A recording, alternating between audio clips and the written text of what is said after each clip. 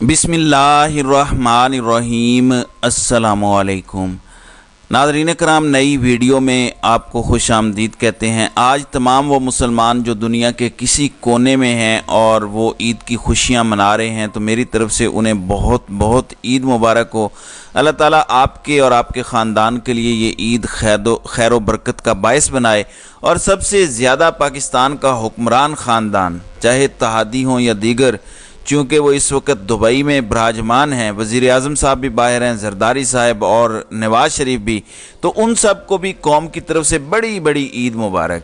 चलें, आप हुक्मरानी तो पाकिस्तान पर करते हैं, तो कल पाकिस्तानियों के साथ भी ईद मना लीजिएगा।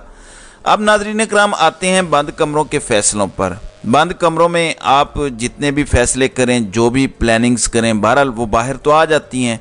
उसकी वजह यह है कि दुनिया इंसानों ने चलानी होती तो सब कुछ उन्हीं के मुताबिक चलता और हर चीज़ उनकी मर्ज़ी से चलती, लेकिन चूँकि ये दुनिया इंसानों ने नहीं चलानी बल्कि इंसानों के रब की बनाई हुई दुनिया के अंदर उन्हें चलना है और रब ही उसूल और कानून को मद्देनज़र रख कर चलना है, इसलिए आप जो मर्ज़ी करते रहें, जो मर्ज़ी सोचते रहें, वो चीज़ें बाहर आ जाती हैं। अब इस वक्त ये शोर मचा हुआ है कि निगरान वज़ीर आज़म कौन होगा और अगला वज़ीर आज़म कौन होगा। निगरान वज़ीर आज़म के लिए लोग कह रहे हैं कि पंजाब में चूँकि सहाफ़ियों वाला तजर्बा बड़ा कामयाब रहा और वज़ीर इत्तलाआत पंजाब वाला तजर्बा भी बड़ा कामयाब था, इसलिए एक बार फिर ये तजर्बा अब वफाक में भी दोहराया जाएगा। बिल्कुल ठीक है, दोहराना चाहिए। आप जानते हैं कि मोहसिन बेग के हवाले से ख़बरें हैं, इवन नजम सेठी से मुतालिक भी एक ख़बर है कि नजम सेठी को अगले निगरान सेटअप में एक बड़ा अहम ओहदा दिया जाएगा। बिल्कुल दिया जाना चाहिए। दूसरी जानिब वज़ीर आज़म अगला कौन बनेगा, इस हवाले से क्या तय पाया है। रात को अलीम खान एक टीवी चैनल पर बैठे हुए थे और चंद रोज़ पहले खुर्रम रोकड़ी ने भी ये बात की। अब चूँकि पंजाब के अंदर एक ग्रुप खड़ा किया गया है और उस ग्रुप के हवाले से अब कहा यह जा रहा है कि इमरान खान का वोट बैंक अगले चंद माह में ख़त्म हो जाएगा, इमरान खान ईमानदार नहीं है तो हम इमरान खान को ज़ेर कर लेंगे। तो अलीम खान ने यह ऐलान किया है कि जहांगीर खान तरीन अगले वज़ीर आज़म के उम्मीदवार होंगे। उनके मुताबिक उनकी जमात इलेक्शन में किसी के साथ सीट एडजस्टमेंट नहीं करेगी और साथ ही उन्होंने कहा कि हम पीटीआई और पीडीएम के ख़िलाफ़ लड़ेंगे क्योंकि अवाम इन दोनों के ख़िलाफ़ हैं और इनके मुताबिक इस्तिकाम पाकिस्तान पार्टी इलेक्शन में किसी भी जमात से सियासी या सीट एडजस्टमेंट नहीं करेगी। अब इनसे पूछा जाना चाहिए कि अगर आप सीट एडजस्टमेंट नहीं करेंगे तो जहांगीर तरीन और ओन चौधरी लंदन क्या लेने गए थे। चलें, लंदन में अगर बात नहीं बनी तो ओन चौधरी को खुसूसी पैगाम देकर दुबई क्यों भेजा गया था। आप माने या ना माने, इस्तिकाम पाकिस्तान पार्टी नून लीग की बी टीम है, उनका झैली विंग है। जहांगीर खान तरीन, अलीम खान और दीगर उन्हीं के इशारों के मुताबिक चल रहे हैं और यही आसिफ जरदारी और नून लीग के दरमियान इख्तलाफ की वजह बनी है, क्योंकि जरदारी साहब समझते हैं कि पंजाब में नवाज शरीफ ने जहांगीर तरीन के ज़रिए पार्टी लॉन्च करके उनका रास्ता ब्लॉक किया। और ये मैं नहीं कहता कि उनके इशारे पर यह पार्टी बनी है। चौधरी सरवर जो हुकूमत के इत्तेहादी हैं वो कहते हैं कि इनका गालिब इम्कान यही है कि ये पार्टी इन्होंने बनाई है। अब जहांगीर तरीन अगले वज़ीर आज़म होंगे तो कैसे होंगे।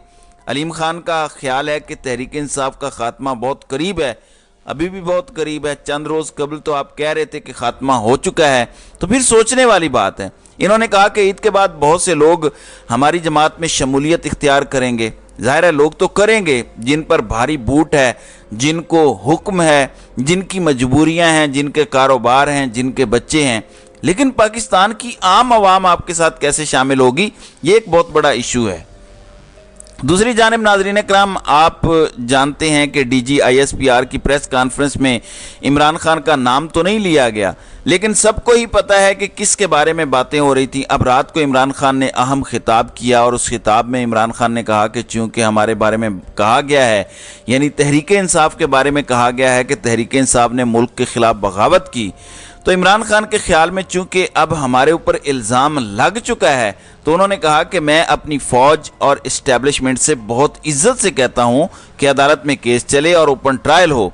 अगर ये मुल्क के ख़िलाफ़ बगावत है तो ओपन ट्रायल होना चाहिए, छुप कर ना हो। उन्होंने कहा कि जो आपके पास सबूत हैं वो आप लाएं, जो हमारे पास है वो हम लाते हैं। اگر مجھے غدار کہا جا رہا ہے تو مجھے سب کے سامنے موقع ملے تاکہ میں اپنے آپ کو بے گناہ ثابت کر سکوں۔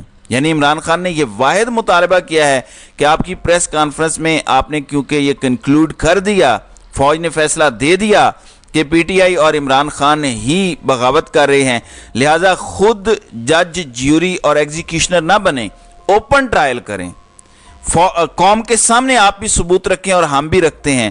تو عمران خان نے تو بالکل کھلا چیلنج دے دیا ہے اور اوپن ٹرائل کا مطالبہ کیا ہے۔ ظاہر ہے آپ کا دعویٰ ہے کہ آپ کے پاس بہت زیادہ شواہد موجود ہیں، آپ نے پریس کانفرنس میں بھی دعویٰ کیا، لیکن وہ شواہد کسی کو دکھائے نہیں ہیں، ہوا تک نہیں لگنے دی۔ آپ وہ شواہد ذرا قوم کے سامنے پیش تو کریں۔ عمران خان نے کہا کہ آج میں اپنی فوج اور اسٹیبلشمنٹ سے کہنا چاہتا ہوں کہ آپ نے اپنے بیان سے فیصلہ کر دیا ہے کہ ہم ہی باغی ہیں۔ اب ایک موقف میرا بھی ہے کہ تحریک انصاف کے خلاف سازش ہوئی، اب بیچ میں جج ہو جو انصاف سے اس کا فیصلہ کرے۔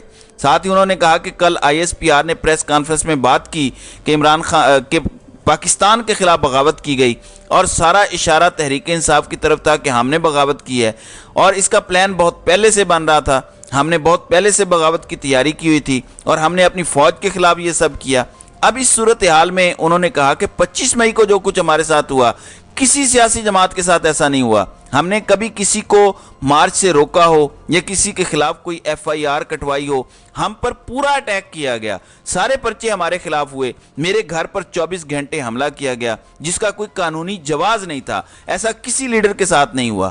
انہوں نے کہا کہ جوڈیشل کمپلیکس میں مجھے قتل کرنے کی پوری تیاری تھی، سازش یہ ہو رہی تھی کہ جو جماعت الیکشن جیتنے جا رہی ہے اس کے خلاف سازش کر کے پارٹی کو ختم کرنا تھا۔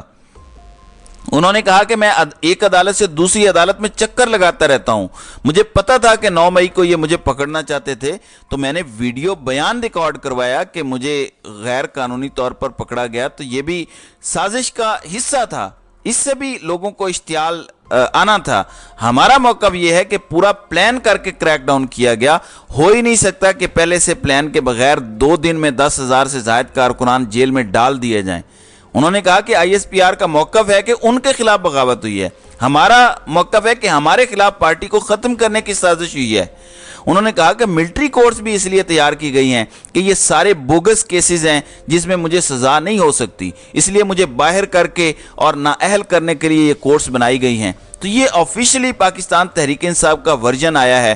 دوسری جانب D G I S P R کی پریس کانفرنس کے بعد اوورآل سوشل میڈیا پر خاص طور پر تحریک انصاف کا جو ٹرینڈ تھا، جو ان کا موقف تھا، وہ تو پتہ چل ہی رہا تھا، لیکن اب عمران خان کی جانب سے کہ ٹھیک ہے اگر بغاوت کا ہی الزام ہے تو ہمیں کم از کم فیئر ٹرائل کا موقع تو ملنا چاہیے، دوسرا ہمارے جو کنسرن ہیں ان پر بھی بات ہونی چاہیے۔ دوسری جانب ایف بی آر نے اس بار 496 ارب روپے کا ٹیکس کم کلیکٹ کیا ہے۔ اتنی مہنگائی، اتنی ٹیکسیشن کے باوجود بھی اگر آپ کا ٹیکس ریونیو کامیاب نہیں ہو پایا تو بہت سارے لوگ اس پر سوال کر رہے ہیں کہ آپ پریس کانفرنسز کے علاوہ بھی کچھ کر لیں۔ دوسری جانب مالی سال 2023 میں ڈالر کے مقابلے میں روپے کی قدر میں 28% کمی ریکارڈ کی گئی اور انٹرا بینک ڈالر 286 روپے کے مساوی ہے، ایک ڈالر 286 روپے کے مساوی ہے۔ ہاں ایک بات ضرور ہے کہ اس وقت آئی ایم ایف بہت خوش ہے اور آئی ایم ایف نے معاشی اصلاحات کے لیے اٹھائے گئے حکومتی اقدامات پر اطمینان کا اظہار کیا اور انہوں نے کہا کہ معاہدے کے لیے آئی ایم ایف کی ٹیم پاکستانی حکام کے ساتھ بات چیت جاری رکھے گی۔ ان کے مطابق پاکستان نے کچھ فیصلہ کن اقدامات لیے ہیں، تو اب غالب امکان یہ ہے کہ اب پاکستان اور آئی ایم ایف کے درمیان یہ معاہدہ طے پا جائے گا۔ کل کیونکہ 29 اور پھر 30 تاریخ ہے، گزشتہ روز وزیر اعظم نے دوبارہ آئی ایم ایف کی ایم ڈی سے رابطہ کیا، تو اب توقع یہ کی جا رہی ہے کہ ان آخری 2 دنوں میں یہ معاہدہ طے پا جائے گا۔ تو ناظرین کرام، آپ کی اس ویڈیو کے حوالے سے کیا رائے ہے؟ آپ اپنی رائے کا اظہار کامنٹ سیکشن میں ضرور کیجیے گا۔